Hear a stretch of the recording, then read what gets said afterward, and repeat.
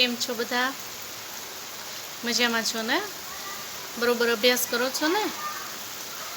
હવે બહુ ટૂંક સમયની અંદર જ શાળાઓ શરૂ થવાની છે, એટલે અમે તમને જે ઓનલાઈન ટીચિંગ કરાવીએ છીએ બધું તમારે વ્યવસ્થિત રીતે કરી નાખવાનું છે, કારણ કે હવે પછી આપણે આગળના સિલેબસને પ્રાધાન્ય આપીશું.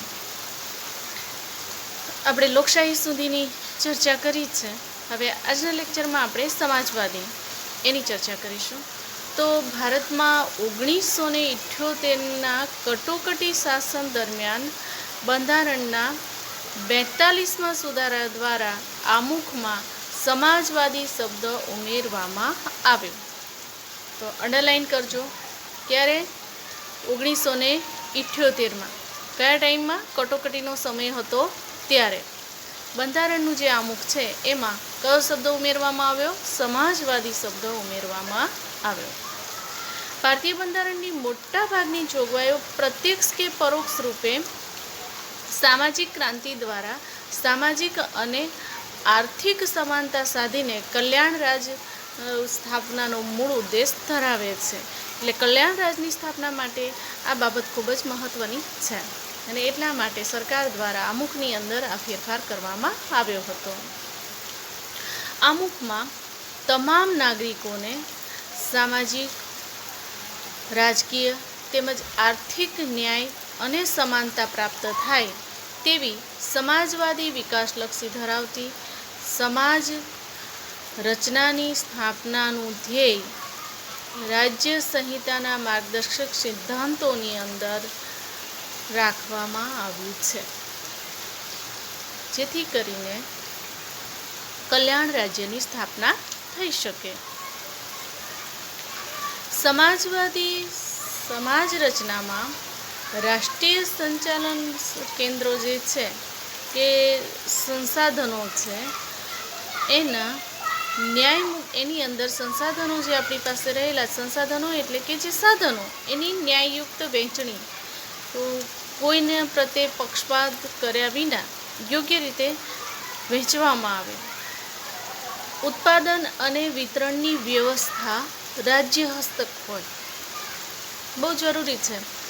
ઉત્પાદન ન હોય તો વેચાણ શક્ય ન બને, અને વેચાણ ન થતું હોય તો ઉત્પાદન કરીને પણ કોઈ ફાયદો નથી. એટલે બંને વસ્તુઓ એકબીજા સાથે સંકળાયેલી છે. ત્યારે ઉત્પાદન અને વિતરણની વ્યવસ્થા, વહેંચણી કરવાની જે વ્યવસ્થા છે એ રાજ્યને હસ્તક હોવી જોઈએ. રાજ્યમાં વિવિધ વિસ્તારો અને વ્યવસ્થાઓમાં કાર્ય કરતા લોકો વચ્ચે આવકની અસમાનતા ઓછી કરવાનો પ્રયત્ન કરવામાં આવતો હોય.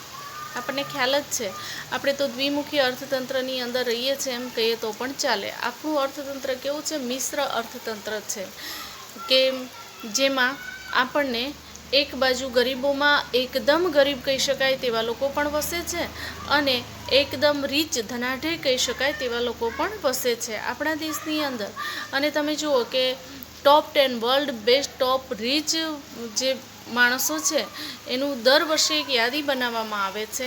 તો એમાં આપણે રિલાયન્સને બધી કંપનીઓના નામ આવે છે. અનિલ અંબાણીને બધી વ્યક્તિઓ ખૂબ જ ધનાઢ્ય કહી શકાય તેવી. બિલ ગેટ્સ એ પ્રથમ નંબરે આવતા, પણ એને પોતાની સંપત્તિના 60% હિસ્સો એણે ગવર્મેન્ટને દાનમાં આપી દીધો, એટલે હવે એ ત્રીજા નંબરે આવી ગયા. પણ ટૂંકમાં કહેવાનો અર્થ એ છે કે જેની પાસે પુષ્કળ પ્રમાણમાં નાણું છે તેવા લોકો પણ આ દેશની અંદર રહે છે. અને એવા પણ લોકો છે કે જેને રહેવાના, જમવાના, 2 ટાઈમ જમ્યા અથવા તો 1 ટાઈમ જમ્યા પછી હવે સાંજે શું, એવો યક્ષ પ્રશ્ન સતાવતો હોય તેવા લોકો પણ આપણા દેશમાં વસે છે. એક બાજુ આલિશાન બંગલાઓ હોય તો ત્યાં જ તેની બાજુમાં ઝૂંપડપટ્ટી પણ અસ્તિત્વ ધરાવે છે. એટલે અહીંયા બધા જ લોકોનો વિકાસ થાય, એ લોકોની પ્રાથમિક જરૂરિયાતો જે છે એ પૂર્ણ કરી શકાય, અને દરેક વિસ્તારની અંદર વિકાસલક્ષી કાર્યો શક્ય બને, અને તેમના વ્યવસાયોમાં જે લોકો કાર્ય કરતા હોય ત્યાં વ્યવસ્થિત આવકની વહેંચણી કરી શકાય. આવકની અસમાનતા મેં તમને જણાવી, એ અસમાનતા વધુને વધુ પ્રમાણમાં ફેલાતી અટકે, એના માટે આ બધું ઉત્પાદન અને વિતરણની વ્યવસ્થા રાજ્યને હસ્તક હોય. સમાજવાદી અર્થતંત્રની અંદર આપણે કયું અર્થતંત્ર છે? લોકશાહી અર્થતંત્ર છે. તેથી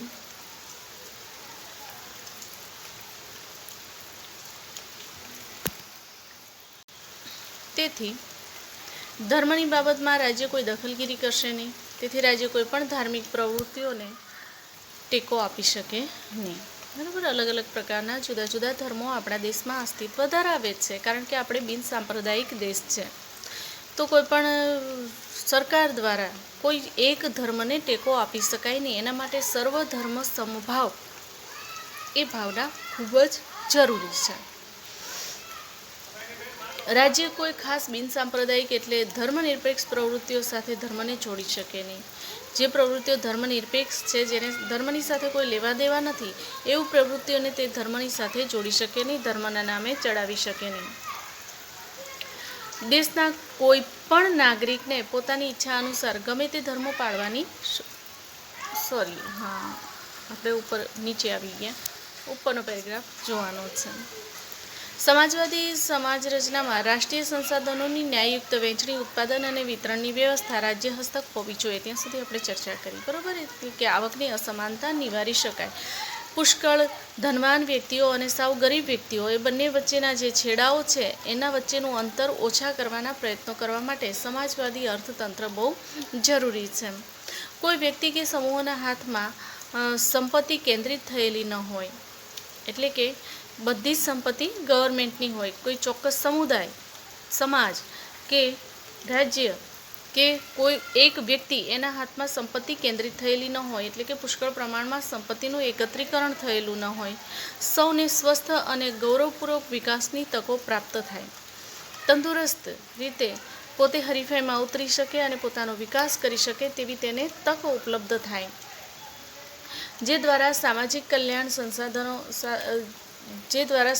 કલ્યાણ સાધવાનો અને ગરીબ તવંગરના ભેદને નાબૂદ કરીને લોકોનું જીવન ધોરણ ઊંચું લાવવાનું, સામાજિક અને આર્થિક કલ્યાણ સાધવાનો પ્રયત્ન કરવામાં આ બંધારણના રાજ્યોને માર્ગદર્શન આપેલ છે. અને તેથી ભારતીય બંધારણ એ એક સામાજિક દસ્તાવેજ છે તેમ કહેવામાં આવે છે. તો ભારતીય બંધારણ એક સામાજિક દસ્તાવેજ છે, સમજાવો તો તમારે આ વસ્તુ સમજાવવાની રહેશે.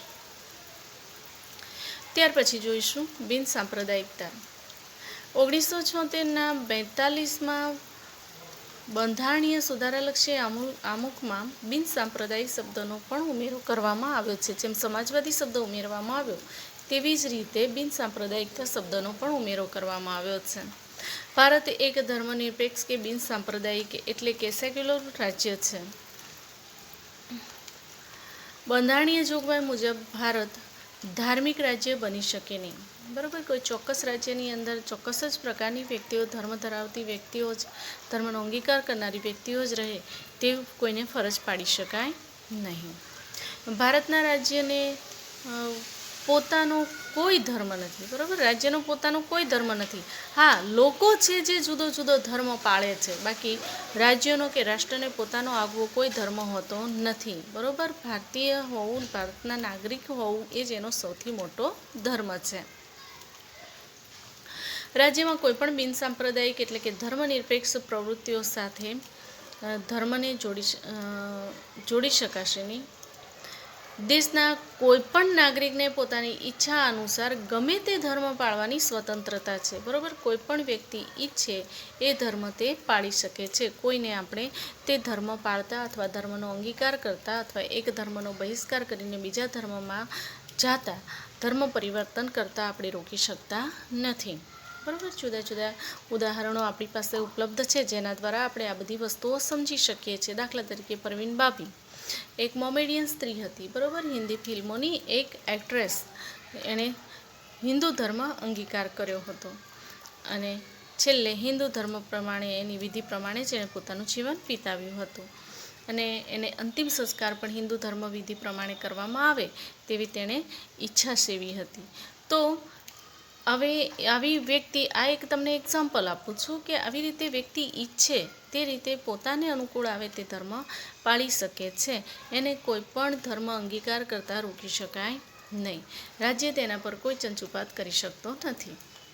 નાગરિકોની પોતાની ઈચ્છા હોય તે પ્રમાણેનું કોઈ પણ ધર્મ સ્વીકારવાની તેને છૂટ આપવામાં આવે છે અને એટલા માટે તે ધર્મનિરપેક્ષ રાજ્ય છે એમ કહી શકાય. જાહેર નોકરી તેમજ રાજકીય બાબતોમાં જે ભોગવવાની સમાન તક પૂરી પાડવામાં આવે છે. આમ બિનસાંપ્રદાયિકતા એ બંધારણનું મૂળભૂત અને લોકશાહીનું અનિવાર્ય લક્ષણ ગણાય છે. બરાબર. જેમ આપણે ધર્મનિરપેક્ષ વિશેની વાત કરી તેવી જ રીતે જાહેર નોકરી સરકાર દ્વારા જે સર્વિસ આપવામાં આવે છે, તો આ જે નોકરીઓ છે એ નોકરી કોઈ ધર્મના આધારે આપવામાં આવતી નથી.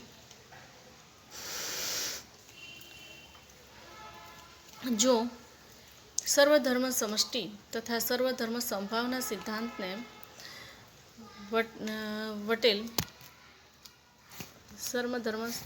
સિદ્ધાંતને વરેલ ભારતીય બંધારણમાં કોઈપણ ધર્મને રાજ્યમાં ઉત્તેજન આપી શકાતું નથી. પોતાની ધાર્મિક માન્યતા, આસ્થા, શ્રદ્ધા રાખવા માટે તેના પર પ્રચાર પ્રસાર કરવા નાગરિકોના અધિકારને રાજ્યનો કોઈ પ્રતિબંધ કે અવરોધ હોતો નથી. વ્યક્તિ ઈચ્છે તે પ્રમાણે પોતાના રાજ્યની અંદર ધર્મનો ફેલાવો કરી શકે છે. તો આ છે બિનસાંપ્રદાયિકતા. બરાબર. સમાજવાદીની વાત કરીએ ત્યારે સમાજની ચર્ચા કરીશું, અને બિનસાંપ્રદાયિકતાની વાત કરતા હોય ત્યારે ધર્મનો મુદ્દો એ મુખ્ય રહેશે. બંધારણના મૂળભૂત લક્ષણો. તો હવે આપણે એના લક્ષણો જોઈએ. 26મી જાન્યુઆરી 1950ની સાલમાં સમાજમાં આવેલા વિશ્વના સૌથી મોટા, વિસ્તૃત અને વિગતપૂર્ણ ભારતના લેખિત બંધારણના કેટલાક વિશિષ્ટ અને મૂળભૂત લક્ષણો જણાઈ આવે છે, જે લક્ષણોનો આપણે અભ્યાસ કરવાનો છે. એમાં પહેલો છે લેખિત દસ્તાવેજ. બરાબર. અગાઉ મેં તમને કીધું કે સૌથી મોટું લેખિત બંધારણ છે, અને તે સામાજિક દસ્તાવેજ છે, લેખિતમાં છે, એટલે લેખિત દસ્તાવેજ છે તેમ કહેવામાં આવે છે. દુનિયાના બધા જ લોકશાહી દેશોની અંદર બંધારણ લેખિત સ્વરૂપે છે. આ યાદ રાખજો. ભારતની સામાજિક, ભૌગોલિક અને બહુવિધ પરિસ્થિતિ અને પૂર્વ ઇતિહાસને ધ્યાનમાં લઈને બંધારણને લેખિત સ્વરૂપે રાખવાનું મુનાસિબ માન્યું હતું, જેથી કરીને કોઈપણ પ્રકારના પ્રશ્નો ઉપસ્થિત થાય તો લેખિત સ્વરૂપે રાખેલું બંધારણ ત્યાં માર્ગદર્શક રૂપ નીવડી શકે છે. ત્યાર પછીનો બીજો મુદ્દો છે બંધારણનું કદ. ભારતનું બંધારણ 22 ભાગોમાં વહેંચાયેલું 395 અનુચ્છેદો એટલે કે આર્ટિકલ્સ અને 8 પરિશિષ્ટ, હાલમાં 8ને બદલે કેટલા પરિશિષ્ટ થઈ ગયા છે? 12 પરિશિષ્ટ થઈ ગયા છે. તો એ બધું જ મળીને બંધારણ બને છે. તો ખાસ યાદ રાખજો. બરાબર. ન યાદ રહે તો અંડરલાઈન કરી નાખો. કેટલા ભાગમાં વહેંચાયેલું છે? 22 ભાગમાં વહેંચાયેલું છે. અનુચ્છેદ કેટલા છે? 395. પરિશિષ્ટ કેટલા છે? પહેલાં 8 હતા, હવે થઈ ગયા 12. તો એની સાથેનું આ લેખિત દસ્તાવેજ છે. આ બંધારણમાં કેન્દ્ર અને રાજ્યોની શાસન વ્યવસ્થા અને તેમના આંતરસંબંધો, હોદ્દાના મૂળભૂત હકો, ફરજો, રાજ્યનીતિના માર્ગદર્શક સિદ્ધાંતો, ન્યાયતંત્ર, ચૂંટણી પંચ, સ્થાનિક સ્વરાજ્યની સંસ્થાઓ, લઘુમતીઓ, પછાત અને વંચિત સમૂહો, આ બધાને માટેની ખાસ જોગવાઈઓ એ આ બંધારણની અંદર કરવામાં આવી છે. અને તેથી આપણું બંધારણ દુનિયાના અન્ય બંધારણો કરતાં લાંબુ, વિસ્તૃત અને વિશદપૂર્ણ બન્યું છે. તો આપણા બંધારણનું કદ મોટું શા માટે છે? તો એમાં કઈ કઈ બાબતોનો સમાવેશ કરવામાં આવ્યો છે? તો તેની અંદર એક તો માર્ગદર્શક સિદ્ધાંતો, રાજનીતિના જે કંઈ પણ માર્ગદર્શક સિદ્ધાંતો છે તેનો તેની અંદર સમાવેશ કરવામાં આવેલો છે. ન્યાયતંત્રનો પણ તેની અંદર સમાવેશ કરી દેવામાં આવ્યો છે. સ્થાનિક સ્વરાજ્યની સંસ્થાઓ એટલે કોને કહેવાય? તાલુકા પંચાયત, જિલ્લા પંચાયત, કોર્પોરેશન, આ બધી શું કહેવાય? સ્થાનિક સ્વરાજ્યની સંસ્થાઓ કહેવાય. લઘુમતીઓ એટલે મોમેડિયન, જૈન, આ બધા વ્યક્તિઓને લઘુમતી કહેવામાં આવે છે. પછાત અને વંચિત. પછાત એટલે બેકવર્ડ ક્લાસ, જેને આપણે બીસી તરીકે ઓળખીએ છીએ. તો સમાજનો એક એવો વર્ગ કે જે એટલો વિકાસમાન નથી, જે હજી પણ ખૂબ જ પુરાણી રીતિ અને નીતિમાં જીવે છે. તો તેવા લોકો એટલે આ બંધારણની અંદર આ બધી વસ્તુઓનો સમાવેશ કરવામાં આવ્યો છે. આ સંસ્થાઓ જે છે એમાં જોગવાઈ કરવામાં આવી છે કે બંધારણની અંદર જ આ બધી બાબતો દર્શાવવામાં આવી છે અને તેથી આપણું બંધારણ દુનિયાના અન્ય બંધારણો કરતાં સૌથી લાંબુ, વિસ્તૃત અને વિશદપૂર્ણ બન્યું છે. એટલે બંધારણ આપણું સૌથી લાંબુ એટલા માટે બન્યું છે કે એમાં વિવિધ પ્રકારની નાની મોટી બધી જ વિગતોનો સમાવેશ તેની અંદર કરી દેવામાં આવ્યો છે. એટલે બંધારણનું કદ વધતું ગયું છે. ત્યાર પછી છે એક જ નાગરિકતા. તમે ભારતના નાગરિક છો અને એટલા માટે આ બધી બાબતો લેખિતમાં દર્શાવવામાં આવેલી છે. લેખિત દસ્તાવેજ હોવાને લીધે થઈને બંધારણની અંદર સર્વે બાબતોને લેખિત સ્વરૂપે તેને મુનાસિબ સમજવામાં આવે છે.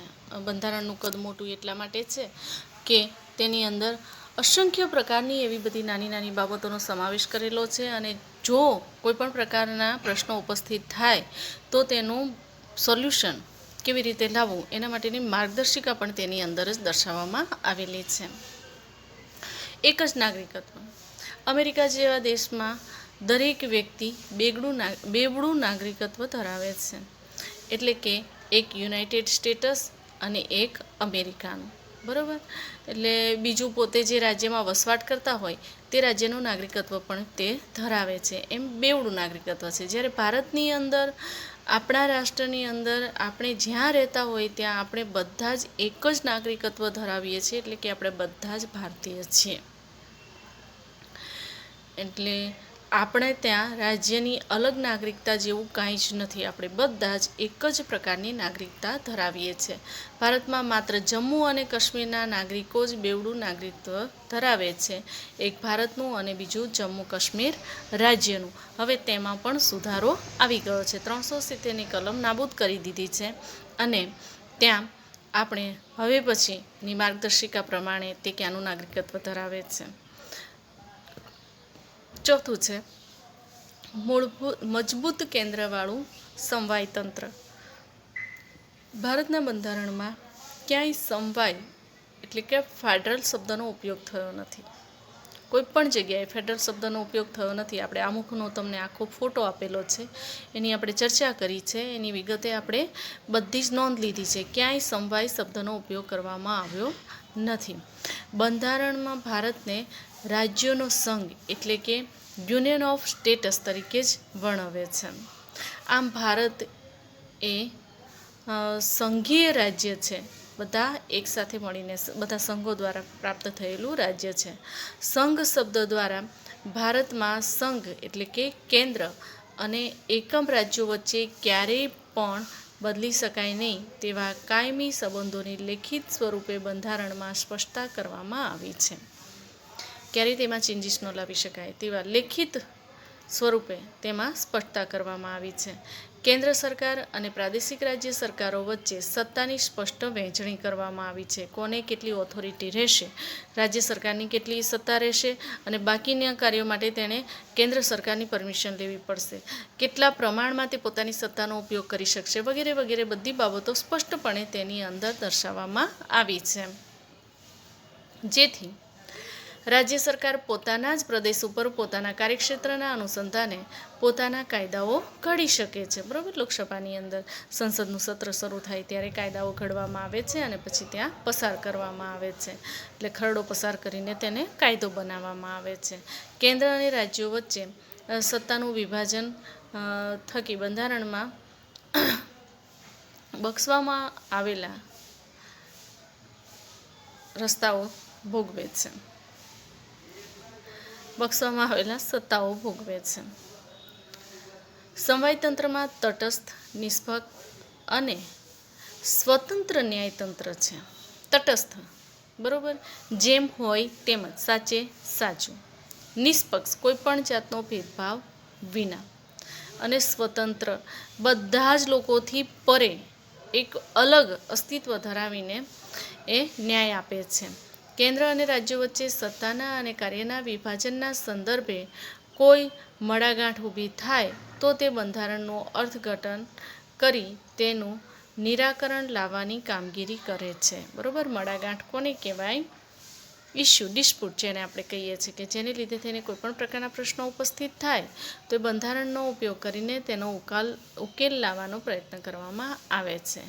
ભારતમાં કેન્દ્ર અને રાજ્યો વચ્ચે સત્તાનું સ્પષ્ટ વિશદ વિભાજન કરવામાં આવ્યું છે, જેના માટે 3 યાદીઓ બંધારણની અંદર મૂકવામાં આવી છે.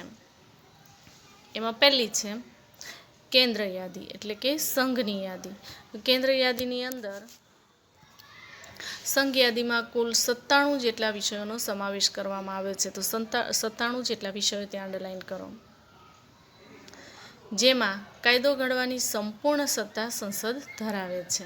સંરક્ષણ, વિદેશી બાબતો, અણુશક્તિ, નાણું, વીમો, બેન્કિંગ, તાર ટપાલ, રેલવે આવા રાષ્ટ્રીય મહત્વ ધરાવતા ક્ષેત્રોમાં કેન્દ્ર સર્વોપરી સત્તા ભોગવે છે. બરાબર, આપણને ખ્યાલ જ છે, તમે આ બધી બાબતો વિશે જાણો છો. દાખલા તરીકે સંરક્ષણ, કાયદો અને વ્યવસ્થા, અને બોર્ડર પર મિલિટરી ને આર્મી ને ફોર્સ ને નેવી ને આ બધી જે છે એના પર સંપૂર્ણ હસ્તગત કોનો હોય છે, અથવા તો સત્તા કોની હોય છે? કેન્દ્ર સરકારની હોય છે.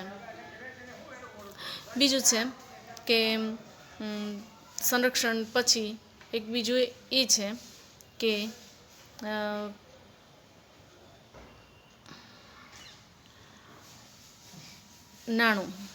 અણુશક્તિ. તો પોખરણમાં સૌથી પહેલાં આપણે અણુનો પરીક્ષણ કર્યું હતું, અણુ બોમ્બનું. બરાબર, એવી રીતે અણુશક્તિ મેળવવાની બાબત, આવી રીતે રાજ્યની, એ આપણે કેન્દ્ર દ્વારા આ બધી બાબતોનો નિર્ણય લેવામાં આવે છે. પછી અલગ અલગ મિગ ફાઇટર પ્લેન ખરીદે કે મિસાઇલ્સ ખરીદે, આવી કોઈ પણ વસ્તુની ખરીદી કરશે, સંરક્ષણના સાધનોની ખરીદી કરશે, તેનું ઉત્પાદન કરશે, પરંતુ એ સંપૂર્ણ સત્તા કોના હાથમાં રહેશે? સરકારના હાથમાં, એટલે કે કેન્દ્ર સરકારના હાથમાં. રાજ્ય સરકારની પોતાની કોઈ સંરક્ષણ બાબતની કે અણુશક્તિ બાબતના નિર્ણયો લેવાના હોતા નથી. ત્યાર પછી નાણું. તો કયું નાણું ચલણમાં રહેશે અને કયું બંધ થઈ જશે, એનું સૌથી મોટું ઉદાહરણ આપણી પાસે છે 500ની ને 1000ની નોટ. બરાબર, એ કેન્દ્ર સરકાર દ્વારા જ નિર્ણય લેવામાં આવે છે. એની સત્તા સંપૂર્ણ રીતે કેન્દ્ર સરકારની હોય છે. નવી કેટલી નોટો બહાર પાડવી, કેટલા રૂપિયાની બહાર પાડવી વગેરે વગેરેના જે નિર્ણયો લેવાના છે એની સંપૂર્ણ સત્તા કેન્દ્ર સરકારની હોય છે. પછી વીમો. તો વીમાનું એક ઈરડા, બરાબર, ઇન્સ્યોરન્સનું આખું એક રેગ્યુલેટરી એક્ટ બનાવવામાં આવ્યું છે કે જેની સર્વોપરી સત્તા કેન્દ્ર સરકારના હાથમાં છે. જેમ વીમો જે છે એની સેવાઓની સર્વોપરી સત્તા એ કેન્દ્ર સરકારના હાથમાં છે, તેવી જ રીતે બેન્કિંગમાં પણ, બંનેમાં વીમો છે તેમાં પણ અને બેન્કિંગમાં પણ પ્રાઇવેટલાઇઝેશન કરવામાં આવ્યું છે કે પ્રાઇવેટાઇઝેશનની લીધે થઈને પ્રાઇવેટ કંપનીઓ કે એકમો પણ આ ફિલ્ડમાં ઉતર્યા છે અને પોતાની કામગીરી કરે છે, પરંતુ તેના પર સંપૂર્ણ કંટ્રોલ કોનો હોય છે? કેન્દ્ર સરકારનો હોય છે. તાર ટપાલ, બરાબર, પોસ્ટ ઓફિસના જુદા જુદા જે તમે એના મકાનો કે એની ઓફિસો તમે જોઈ હશે એટલે તમને ખ્યાલ હશે. અત્યારે હવે નેટનો જમાનો આવ્યો, ટેકનોલોજી એટલી એડવાન્સ બની ગઈ એટલે તાર ટપાલનો ઉપયોગ હવે આપણે ઓછો કરીએ છીએ, પરંતુ તાર ટપાલમાં એ સરકારનો ઇજારો છે. આ બધી બાબતો ઇજારો ધરાવે છે. બરાબર, તો તાર ટપાલ પણ તેમાં આવી જાય. તો આવા રાષ્ટ્રીય માધ્યમ મહત્વ ધરાવતા ક્ષેત્રોમાં કેન્દ્ર સર્વોપરી સત્તા ધરાવે છે. એના સિવાય બીજા કોઈને તે સત્તા આપવામાં આવતી નથી. ત્યાર પછી બીજી છે રાજ્યોની યાદી. આ આપણે શાની વાત કરી? કેન્દ્રની યાદી વાત કરી, એટલે કે સંઘની. હવે રાજ્યોની યાદી.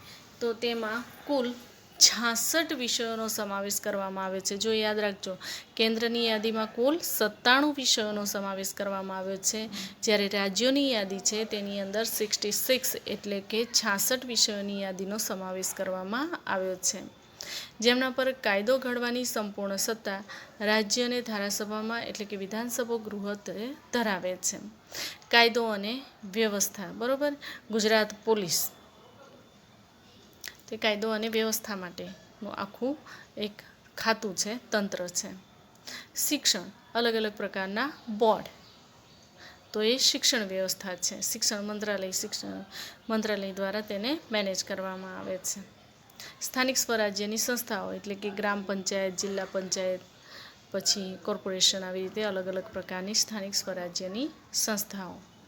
કૃષિ સિંચાઈ, બરાબર, નર્મદા કેનાલ અથવા તો એ સિવાયની જુદી જુદી કે જેના દ્વારા કૃષિ કરી શકાય તેવી રીતે પાણીની વ્યવસ્થા કરવામાં આવે તો એ કૃષિ સિંચાઈ છે.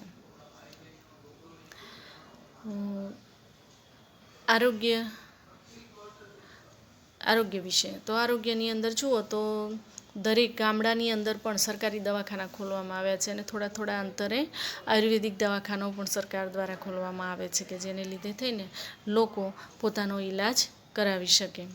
ભૂમિ એટલે કે જમીન, તમે ક્યાંક જતા હોય ને એટલે ગમે ત્યાં તમે જાઓ ને એટલે એક બોર્ડ મારેલું હોય, અહીંયાથી આ જિલ્લાની હદ પૂરી અથવા અહીંયા આ જિલ્લો આપનું હાર્દિક સ્વાગત કરે છે, એવા બોર્ડ મારેલા હોય. બરાબર, તો રાજ્યની અંદર રાજ્ય પૂર્ણ થાય અને બીજા રાજ્યમાં એન્ટર થાવ એટલે તમને મેસેજ પડી જાય કે તમે આ રાજ્યમાં પ્રવેશી ચૂક્યા છો. Welcome to the Rajasthan, welcome to the Maharashtra એવું લખાઈને આવે. એટલે એનો અર્થ એ થયો કે ભૂમિ એના પર પણ રાજ્ય સરકારનો અધિકાર રહેતો હોય છે. રાજ્યોની આંતરિક વેપાર વાણિજ્ય વિષયક સેવાઓ, બરાબર, વેપાર અને વાણિજ્ય વિષયક સેવાઓ પણ કઈ રાજ્યની આંતરિક, રાજ્યની અંદર ને અંદર, એક જ રાજ્યની અંદર ગુજરાતમાં જ થતી વેપાર વિષયક જે સેવાઓ છે તેનો સમાવેશ એ રાજ્યની યાદીની અંદર કરવામાં આવે છે. જો કેન્દ્રને લાગે કે સમાજમાં કાયદો અને વ્યવસ્થા પડી ભાંગ્યા છે તો રાજ્યની સંમતિ સાથે કે રાજ્યની મરજી વિરુદ્ધ જઈને પણ તે રાજ્યમાં કેન્દ્રીય અનામત પોલીસ દળો મોકલી દે છે.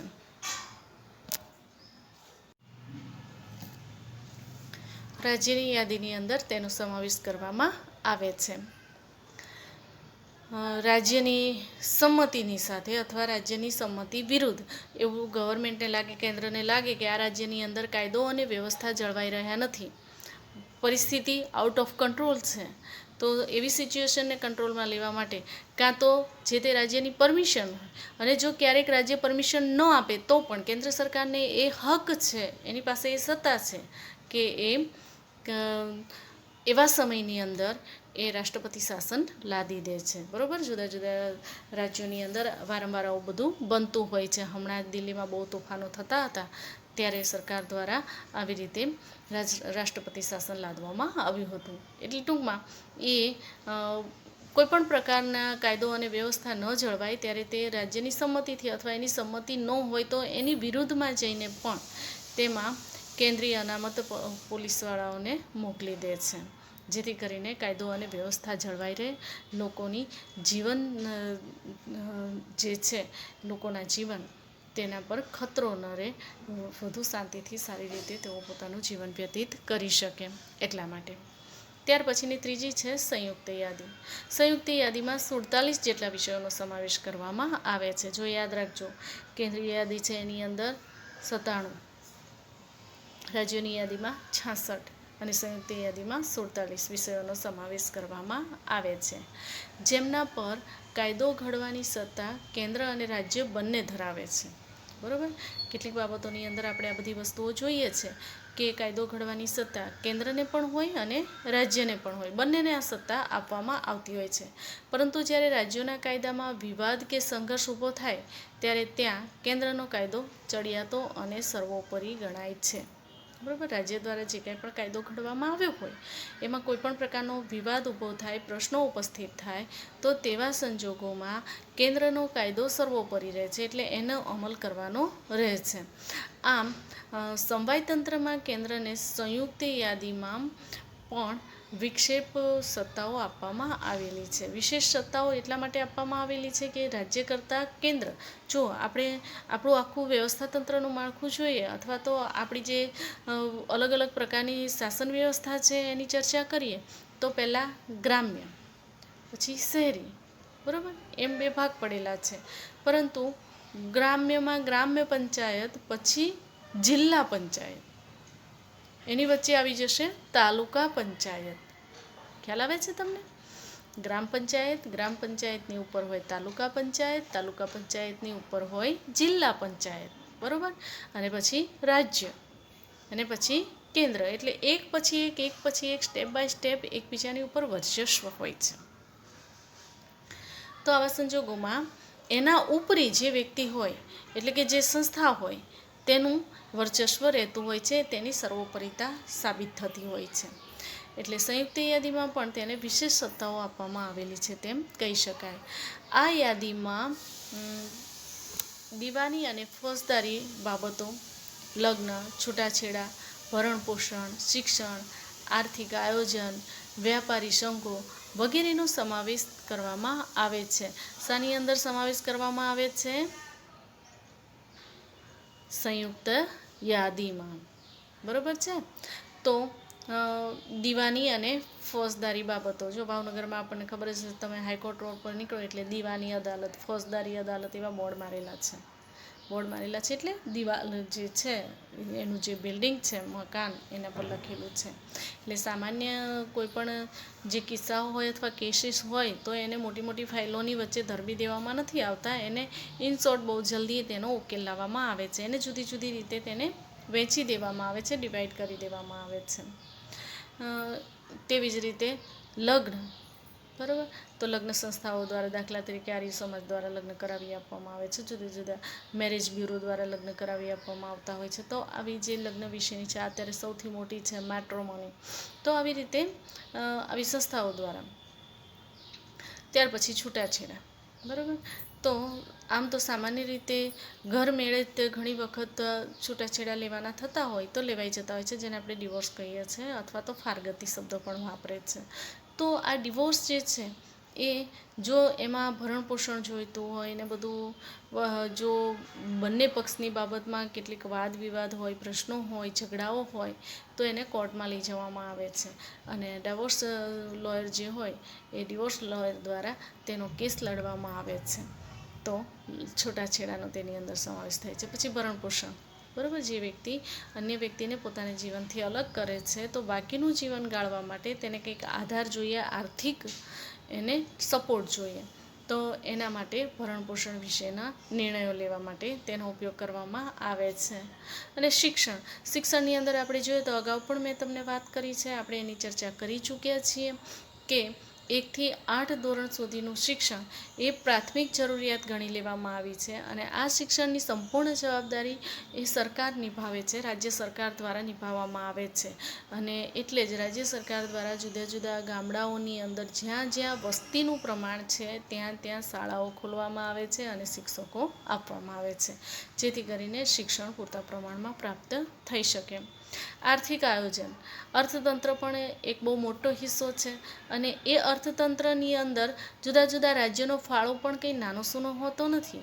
એટલે આર્થિક આયોજન પણ ખૂબ જ મહત્ત્વના છે. અર્થતંત્ર જેટલું વિકાસશીલ હશે, જેટલું વધુને વધુ આવક પ્રાપ્ત થશે, તેટલું તેને વિકાસમાં વધારે મદદરૂપ થશે. એટલે રાજ્યના વિકાસ માટે આપણે ગુજરાતનું સૌથી સારું ઉદાહરણ છે આપણી પાસે. એનઆરઆઈને ઇન્વેસ્ટમેન્ટ કરવા માટે જ્યારે આપણા માનનીય પ્રધાનમંત્રી મોદી સાહેબ જ્યારે સીએમ હતા, એટલે કે ચીફ મિનિસ્ટર હતા, ત્યારે તેમણે એ લોકો માટે ગ્રીન કાર્પેટ પાથરી હતી. એટલે બહારના લોકો, એનઆરઆઈ જેને કહી શકાય, તેવા લોકોએ ગુજરાતમાં પુષ્કળ પ્રમાણમાં ઇન્વેસ્ટમેન્ટ કર્યું છે. તો આ આર્થિક આયોજન કહેવાય. ત્યાર પછી છે વ્યાપારી સંઘો. જુદા જુદા વ્યાપારી સંઘો, હમણાં જ આપણે આ કોરોનાની પરિસ્થિતિ છે ત્યારે અનલોક કર્યા પછી વેપાર સંઘો દ્વારા, બરાબર, જેટલા બજારમાં જે દુકાનદાર છે એ બધાએ જઈને કલેક્ટરને આવેદનપત્ર આપ્યું હતું કે 2 વાગ્યા પછી તેઓ સ્વયંભૂ લોકડાઉન પાળશે. સમાજની સુખાકારી માટે, આરોગ્યની જાળવણી માટે એ લોકોએ એવો નિર્ણય લીધો હતો. તો આ વ્યાપારી સંઘ કહેવાય. આ વ્યાપારી સંઘનો નિર્ણય હતો. પછી તમે કોઈપણ જગ્યાએ જાઓ, જુદા જુદા ક્ષેત્રોની અંદર, તો ચોક્કસ વસ્તુના ભાવ પરફેક્ટ બંધાયેલા હશે, એટલા જ ભાવ, એનાથી ઓછા તો નહીં જ, એનાથી વધારે પણ નહીં. તો આવી રીતે આવા વેપારી સંઘો અસ્તિત્વ ધરાવે છે અને એનો અર્થતંત્રની અંદર બહુ મોટો ફાળો રહેલો હોય છે. તો આ બધાનો સમાવેશ સંયુક્ત યાદીમાં કરવામાં આવે છે. શેષ સત્તાઓની વિશે આપણે વાત કરીએ તો જે વિષયોમાં કેન્દ્ર અને રાજ્ય વચ્ચે સત્તાની સ્પષ્ટ વહેંચણી થઈ શકતી ન હોય તો તેવી જગ્યાએ, ત્યાં અંડરલાઇન કરજો, સ્પષ્ટ વહેંચણી ન થઈ શકતી હોય ત્યાં વિશેષાધિકાર આપવામાં આવેલા હોય છે. અને આ વધારાના વિષયો કે જે શેષ સત્તાઓ છે એમાં કાયદો ઘડવાની, કાયદામાં ફેરફાર કરવાની, તેનો અમલ કરાવવાની સંપૂર્ણ સત્તા કેન્દ્ર સરકારને આપવામાં આવે છે. એનો સંપૂર્ણ હસ્તગત એ કેન્દ્ર સરકારનો હોય છે. ભારતમાં કેન્દ્ર અને રાજ્ય વચ્ચે નાણાકીય રાજ્યોની પણ નાણાકીય સાધનોની પણ વહેંચણી કરવામાં આવે છે. આબકારી જકાત, આયાત નિકાસ એ બંનેની જકાત, આવકવેરો, વધુ આવકો આપતા કરવેરા, આ બધાને કેન્દ્રને ફાળવવામાં આવ્યા છે. જ્યારે વેચાણ વેરો, મનોરંજન વેરો, મહેસૂલ વેરો, શિક્ષણ વેરો કે જે ઓછી આવક ધરાવે છે, આ બધા જ વેરાઓની જવાબદારી અને સત્તા કોને આપવામાં આવી છે? રાજ્યને આપવામાં આવી છે. ખાસ યાદ રાખજો, વધુ આવક ધરાવતા હોય તેને કેન્દ્ર દ્વારા, ને ઓછી આવક ધરાવનારા જે છે તે બધા પરિબળો જે છે એને કોને સત્તા ફાળવવામાં આવી છે? રાજ્ય સરકારને ફાળવવામાં આવી છે. અને તેથી રાજ્યોએ કેન્દ્ર પાસેથી ગ્રાન્ટ સ્વરૂપે આર્થિક સહાયનો આધાર રાખવો પડે છે.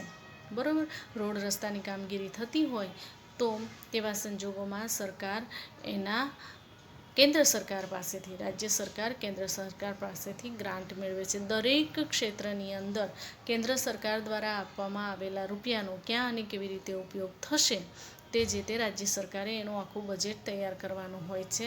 અને ગવર્મેન્ટ દ્વારા જે ગ્રાન્ટ ફાળવવામાં આવેલી છે એ કેન્દ્ર સરકાર રાજ્ય સરકાર પાસેથી ગ્રાન્ટનો હિસાબ માંગવા માટે બંધાયેલી છે. તે તેનો અબાધિત અધિકાર છે. તો આ વિશેષ પ્રમાણમાં સત્તાઓ પણ આપવામાં આવેલી છે.